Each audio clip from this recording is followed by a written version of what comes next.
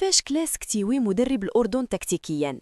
شوط أول خيالي ودرس في الكرة المغربية غادي نشرحوه اليوم بالتفصيل. تبعوا معايا.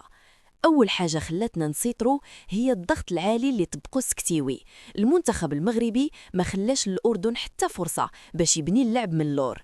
اللعابة ديالنا كانوا كيتحركوا ككتلة وحدة وكيخنقوا الخصم في المناطق ديالو.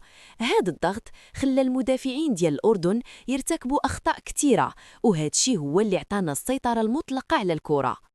ولكن بلاتي هادشي ماشي هو أهم حاجة.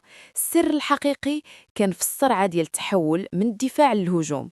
بمجرد ما كنرجعوا الكرة كنشوفوا تمريرات سريعة في اتجاه الأجنحة. سكتيوي ركز بزاف على استغلال المساحات اللي في ظهر المدافعين الأردنيين. هاد الطريقة خلت الهجوم ديالنا يوصل للمرمى بسهولة وبأقل عدد من اللمسات.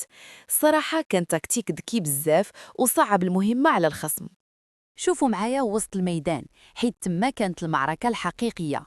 اللعابة ديالنا كانوا منظمين بشكل ممتاز، عرفوا كيفاش يسدوا كاع زوايا التمرير ويمنعوا المنتخب الأردني من تنظيم أي هجمة مرتدة خطيرة.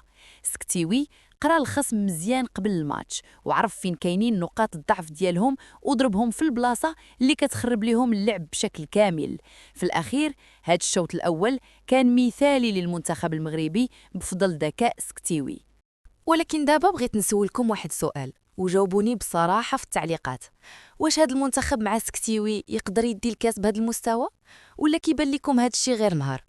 قولوا لي رأيكم بكل صراحة، وما تنساوش تشتركوا في القناة وتفعلوا الجرس باش يوصلكم كل جديد ديال المنتخب. شكرا لكم بزاف على المتابعة.